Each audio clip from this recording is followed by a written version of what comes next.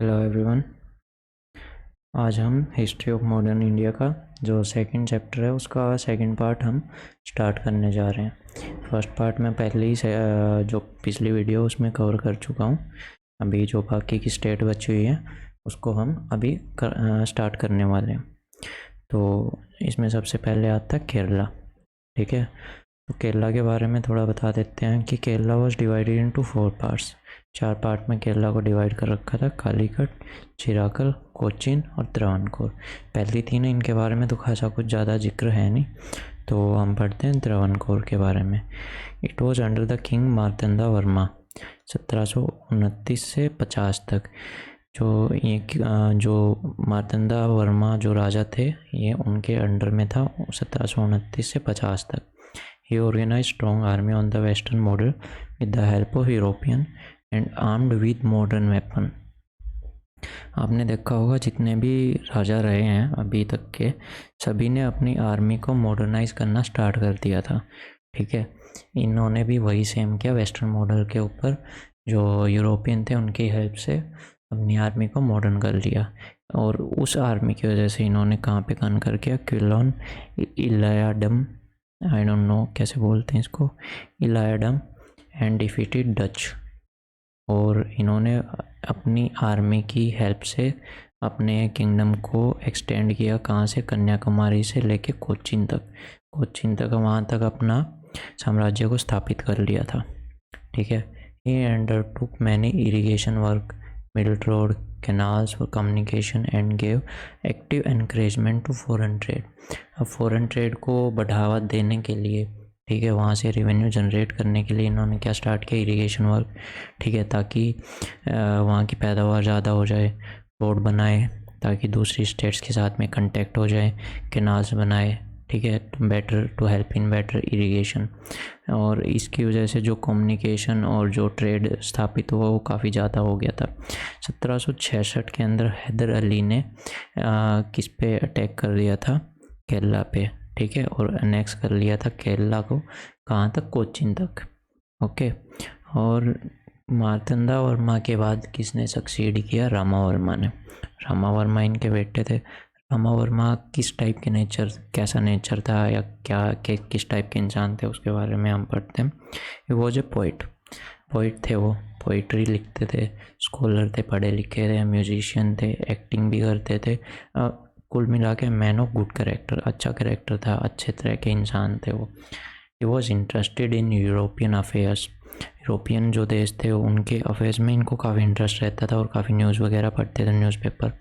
18वीं सदी के टाइम पे जो वहाँ के राजा थे ना, जितने भी चीफ और राजा थे केरला के, उनका लिटरेचर में काफ़ी ज़्यादा रुचि रही, जिसकी वजह से जो मलयालम लिटरेचर है उसका काफ़ी अच्छा रिवाइवल हुआ उस टाइम पे।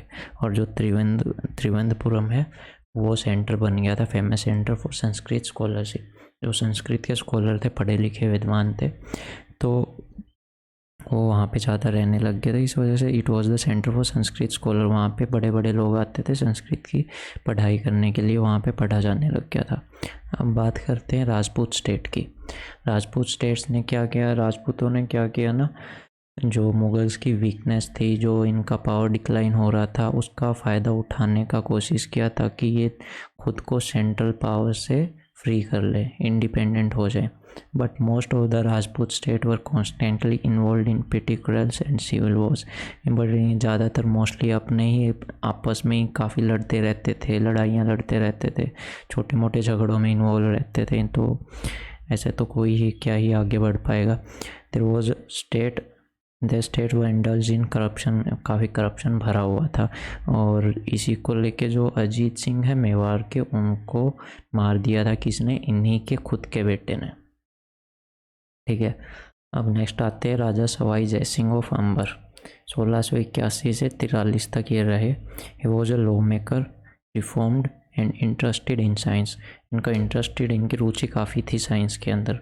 लॉ के अंदर भी ये काफ़ी ज़्यादा इन्वॉल्व रहते थे, कैसे लॉ एंड ऑर्डर को मेंटेन करे, कितने कौन कौन से नए लॉ बनाए जाए, इस टाइप के। इन्होंने जयपुर सिटी को फाउंड किया, ठीक है, और उसको built on upon strictly on the scientific principle and according to a regular plan. एक प्लान के अकॉर्डिंग पूरी सिटी को बनाया गया। उसकी जो स्ट्रीट्स थी वो काफ़ी चौड़ी थी और सब राइट एंगल पे एक दूसरे को कट करती थी, 90 डिग्री के जो आकार पे एक दूसरे को कट करती थी। ही वॉज ग्रेट एस्ट्रोनॉमर, ठीक है, एस्ट्रोनॉमी के अंदर भी इनका काफ़ी इंटरेस्ट था और जो भी ये बताते थे, जो इनकी ऑब्जर्वेशन होती थी, देखते थे, वो काफ़ी सटीक रहती थी, काफ़ी एक्यूरेट रहती थी, ठीक है। एक ये कोई बुक भी थी जो ये पढ़ा करते थे। He translated Euclid's element of geography into the Sanskrit. इन्होंने जो ये ज्योग्राफी की जो बुक थी यूक्लिड्स, ठीक है, इसको इन्होंने संस्कृत के अंदर ट्रांसलेट कर दिया। ही वॉज अगेंस्ट सती प्रथा के अगेंस्ट थे ये, और फीमेल इन्फेंटिसाइड जो भ्रूण हत्या होती थी उसके खिलाफ थे।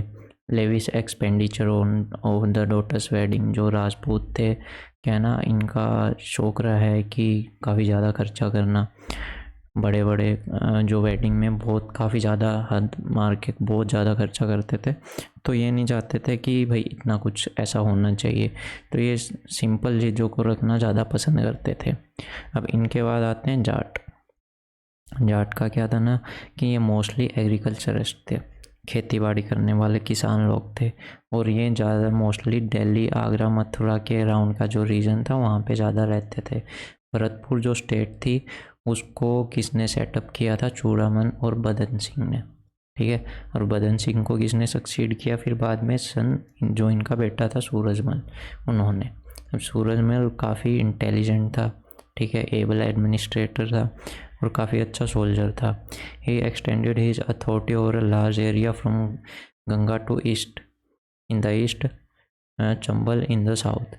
ईस्ट से साउथ तक, गंगा से चंबल तक इन्होंने अपनी अथॉरिटी को स्थापित किया, ठीक है, अपने एरिया को एक्सटेंड किया, बढ़ाया, और आगरा से दिल्ली तक इन्होंने अपने एरिया को और बढ़ाते चले गए। इन्होंने भी मुग़ल रेवेन्यू सिस्टम को अडॉप्ट किया, ठीक है। डाइड इन 1763, 1763 के अंदर ये मर गए ड्यू टू मुग़ल एम्बुश। जो मुग़ल्स ने हमला किया उसके अंदर 1763 के अंदर ये मारे गए। और जो जाट्स जो स्टेट वगैरह थी जिनको इन्होंने एक्सटेंड किया था, वो जो वहाँ के लालजी ज़मींदार थे ना, उनके अंदर स्प्लिट होगी, बट गई। अब बात करते हैं बंगास पठान और रोहिलास की। अब इसके अंदर क्या आता है ना, मोहम्मद खान बंगास, जो कि एक अफ़गान के एडवेंचरर थे। इन्होंने कंट्रोल किया किस टेरिटरी पे? फ़र्रुखाबाद में। फ़र्रुखाबाद के जो अराउंड की जो टेरिटरी है ना, वहाँ पे ये राज करते थे। किसके टाइम के अकॉर्डिंग? जब किसके टाइम में? फ़ारूक सियार और मोहम्मद शाह और फ़ारूक सियार का जब राज चलता था ना, उस टाइम पे ये कंट्रोल किया करते थे फ़र्रुखाबाद की टेरिटरी के जो अराउंड का जो हिस्सा उसको। Letter during Nadir Shah invasion, जब नादिर शाह ने हमला किया, ठीक है, रोहिलखंड को अलग कर दिया गया उस टाइम पे at the foot hills of Himalaya, और वो उसकी जो पहली कैपिटल रखी गई वो ओलन, जो कि बरेली में है, लेकिन बाद में उसको बदल के रामपुर कर दिया गया। रोहिलास क्लैश्ड विद अवध, दिल्ली और जाट। रोहिला जो थे इनका यहाँ पे गलत हो गया, थोड़ा क्लैश्ड आएगा यहाँ पे। रोहिलास क्लैश्ड विद अवध, दिल्ली और जाट, इन सब के साथ इनकी लड़ाइयाँ झगड़े चलते रहते थे। हम बात करते हैं सिख के बारे में। द सिख, इनके जो फाउंडर थे गुरु नानक जी थे। Transformation of Sikh into militant fighting community was begun by Guru Hargobind. जो गुरु हरगोविंद थे, उन्होंने जो सिखों को एक मिलिटेंट फाइटिंग कम्युनिटी, लड़ाकों के रूप में उन्होंने बदल दिया था। किसने? हरगोविंद जी ने। 1699 तक ये बार बार मुगल्स के साथ में क्लैश करते रहे, लड़ाइयाँ चलती रही, और बंदा बहादुर जी ने तो ये 8 साल तक लगातार लड़ते रहे। और after his capture and killed in 1715 में इनको पकड़ लिया गया और मार दिया गया। After the invasion of Nadir Shah and Ahmad Shah Abdali they rose again. Ahmad Shah और नादिर शाह अब्दाली ने जब हमला किया तो उस टाइम पे ये फिर से खड़े हो गए, ठीक है। 1765 से 1800 के बीच में इन्होंने पंजाब और जम्मू को अपने कंट्रोल में ले लिया। Sikh was organise into 12 misls. Sovereign misls क्या होते हैं? सॉवरन स्टेट होती हैं. But later feudal chiefs and zamindar dominated them. लेकिन कुछ टाइम के बाद में जब इनका कुछ काम वाम ख़त्म हो गया था, जो लड़ाके थे इनका काम, इनको फिर बाद में किस में बांट दिया गया ना, ज़मींदार और फ्यूडल चीफ्स में, जिन्होंने बाद में इस पर डोमिनेट किया, इन पर राज किया. पंजाब अंडर रंजीत सिंह. तो जो रंजीत सिंह हैं उन्होंने 1792 से 39 तक वहाँ पे रूल किया. और वो जो क्या थे, चीफ थे कहाँ के? शुक्र चाकिया मिसल के जो स्टेट थी उसके चीफ रहे हैं. ही वो स्ट्रॉन्ग, करेजियस, स्किलफुल डिप्लोमेट. काफ़ी स्ट्रॉन्ग थे, दिमाग से चलते थे, बहुत ज़्यादा तेज़ तर्रार इंसान थे. इन्होंने कैप्चर किया लाहौर को 1799 में और अमृतसर को 1802 में. और फिर कश्मीर पे जीत हासिल की. उसके बाद पेशावर और then Multan. He continued the Mughal revenue system. इन्होंने भी मुग़ल रेवेन्यू सिस्टम को कंटिन्यू रखा. इसे army was equipped with modern weapon on European lines. इनकी आर्मी के पास भी मॉडर्न वेपन थे. उस टाइम पे सब अपनी आर्मी को टिप टॉप रखना चाहते थे, वन ऑफ द बेस्ट. ठीक है. और इनकी आर्मी के बारे में बात कही जाती है कि इनकी सेकंड बेस्ट आर्मी थी एशिया के अंदर आफ्टर ब्रिटिशर्स की सबसे टॉप की आर्मी थी. उसके बाद से जो आर्मी आती थी ना वो इन्हीं की थी. He was tolerant to all religion. ठीक है. सबके साथ फ्रेंडली रिलेशन थे. ठीक है. इनके ट्रस्टेड जो मिनिस्टर थे उनमें आते फ़कीर अजीजुद्दीन. जो इनके फाइनेंस मिनिस्टर थे वो हिंदू थे, दीवान दीनानाथ. 1809 के अंदर he was failed during Malwa invasion. जब 1809 में मालवा ने इन पे आके अटैक किया तो उस टाइम पे ये फेल हो गए थे. और इस चीज़ का फ़ायदा उठाते हुए ब्रिटिशर्स ने के साथ में इनकी एक संधि हुई, ट्रीटी ऑफ अमृतसर. ठीक है. और इनकी फिर मौत होगी 1839 के अंदर. The rise and fall of Maratha power. वो मराठा जो पावर थी वो उनका उठना और वो कैसे गिर गए इसके बारे में अभी हम बताएंगे. जो इनमें सबसे पहले आते हैं किंग साहू, जो कि 1707 से 1749 के बीच में इन्होंने राज किया. और किंग साहू कौन थे? King Sahu was the grandson of Shivaji, but had been prisoner under the Aurangzeb since 1689. 1689 से 1707 तक ये प्रिजनर रहे हैं. किसके? औरंगजेब के. ये और इनकी जो माता जी थी दोनों औरंगजेब के प्रिजनर रहे हैं. बट औरंगजेब ने इन दोनों को काफ़ी सलीके से विद फुल डिग्निटी इनको अच्छे से रखा. After the death of Aurangzeb की मृत्यु के बाद इनको फ्री कर दिया गया. शाहू ने फिर आते ही सबसे पहले जो बैटल थी वो लड़ाई लड़ी, बैटल ऑफ खेद की, जो कि लड़ी गई थी किसके साथ में? ताराबाई और शिवाजी टू के साथ में 1707 में, जिसमें ये जीत गए थे. और उसके बाद में जो इनके पेशवा बने, जो सीएम बोला जाता है, जिनको एक तरह से सीएम होते हैं, वो रहे बालाजी विश्वनाथ. बालाजी विश्वनाथ कौन थे? वो ब्राह्मण फैमिली से बिलोंग करते थे. ठीक है. स्टार्टेड ए पीटी रेवेन्यू ऑफिसर के रूप में उन्होंने अपना स्टार्ट किया था जो भी काम था. इन 1713 ही बिकम पेशवा. 1713 के अंदर ये पेशवा बन गए थे किंग साहू के. ठीक है. He organise house hold over Maharashtra. इन्होंने जो पूरे महाराष्ट्र में इन्होंने होल्ड स्थापित कर रखा था, अपना वर्चस्व स्थापित कर रखा था. He induced Zulfikar Khan to grant chauth and sardeshmukhi और दक्कन. इन्होंने जुल्फ़िकर खान को चौथ और सरदेशमुखी देने के लिए मजबूर कर दिया था. In 1719 he as a head of Maratha forces का हेड होते हुए 1719 के अंदर इसने सैयद ब्रदर्स की हेल्प करी थी फारूक सियार को ओवरथ्रो करने के लिए. इसी वास्ते सैयद ब्रदर्स को क्या कहते हैं? नमक हराम बोला जाता था, क्योंकि पहले इन्होंने ही फारूक सियार को राजा बनाया. फिर इसके बाद इन्होंने इसको वीक किंग बोलते हुए मार डाला था. और उसके बाद में इन्होंने 18 साल के मोहम्मद शाह को क्या बना दिया था?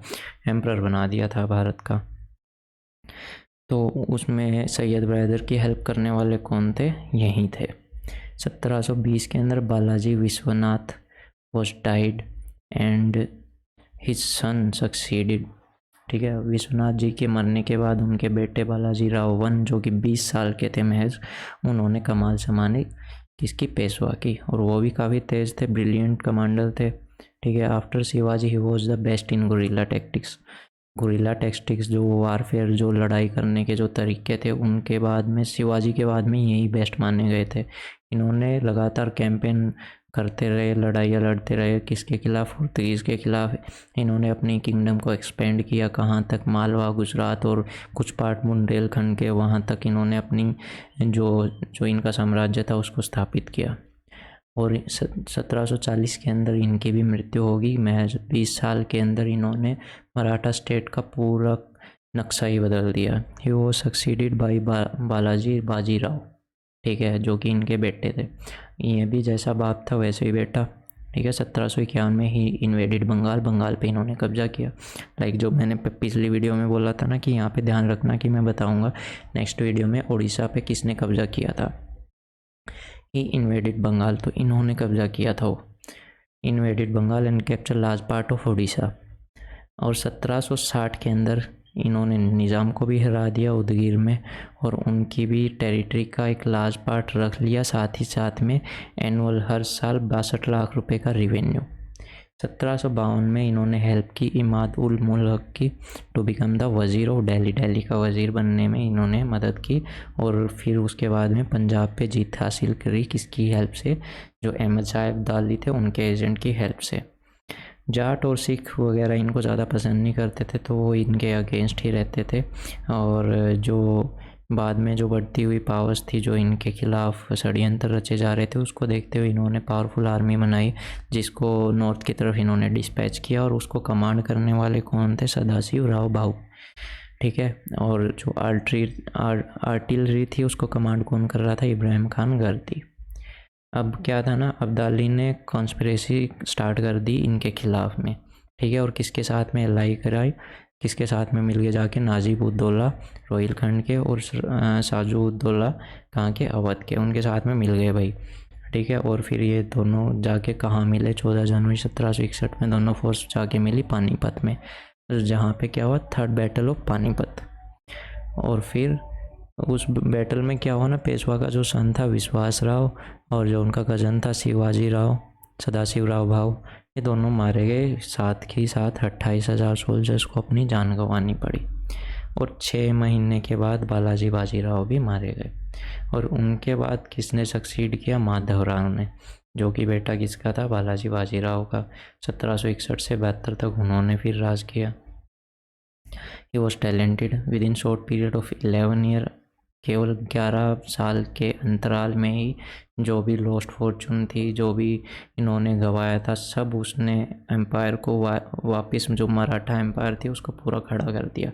1772 में इनकी भी डेथ होगी ड्यू टू ट्यूबरक्लोसिस की वजह से, बीमारी की वजह से इनकी भी डेथ हो गई।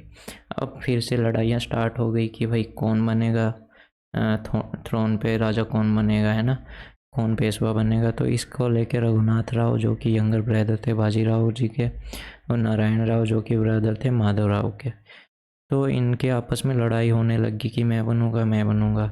लेकिन बने कौन, नारायण राव। नारायण राव फिर 1773 में मारे गए। उसको सक्सीड किसने किया, उनके बेटे को, सवाई माधवराव टू ने, ठीक है। इसको देखते हुए फ्रस्ट्रेट होकर रघुनाथ राव कहाँ चले गए, ब्रिटिशर्स के पास में मदद मांगने के लिए कि मेरी मदद करो उसको उखाड़ फेंकने में। इसके उपलक्ष्य में क्या हुआ, फर्स्ट एंग्लो मराठा वार हुई, ठीक है। और फिर बात करते हैं नॉर्थ के अंदर जो महदजी सिंधिया थे वो मोस्ट इम्पोर्टेंट थे, उनका वर्चस्व काफ़ी ज़्यादा था। उनकी भी जो आर्मी थी वो भी पावरफुल थी, और वो भी इक्वली ट्रीट करते थे हिंदू मुस्लिम सोल्जर्स को, और equally he established control of empire in Delhi in 1784 के अंदर इन्होंने भी दिल्ली के एम्पायर पे अपना कंट्रोल स्थापित कर रखा था। और 94 में ये मारे गए। और सवाई माधवराव भी 95 में मारे गए। फिर इनको किसने सक्सीड किया, जो रघुनाथ राव जो गए थे ना अंग्रेज़ों के पास में, उनके लड़के ने, ठीक है, जो कि काफ़ी वर्थलेस थे, Bajirao two. Britishers now decided to put an end to Maratha power, so they divided Maratha Sardar by their clever diplomacy, and that led to second and third Maratha वार।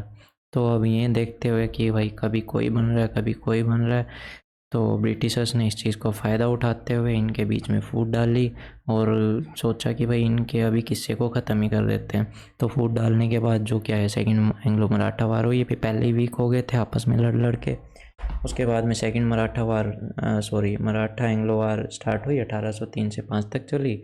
और फिर थर्ड हुई 1816 और 19 तक, जिसमें फिर अंग्रेज़ जीत गए और जो मराठा का जो फॉल था वो हो गया। तो ये कुछ कारण थे जो कि मोस्टली कॉमन ही रहते हैं मुगल्स और मराठा के: lack of unity, old revenue system, negligence in administration, disloyalty, कि आपस में लड़ते वड़ते रहते थे। तो ये हो गया हमारी जितनी भी स्टेट्स थी वो कंप्लीट। ठीक है, और नेक्स्ट वीडियो के अंदर जो भी सोसाइटी हैं उनके बारे में हम पढ़ेंगे। तो till then thank you, bye bye.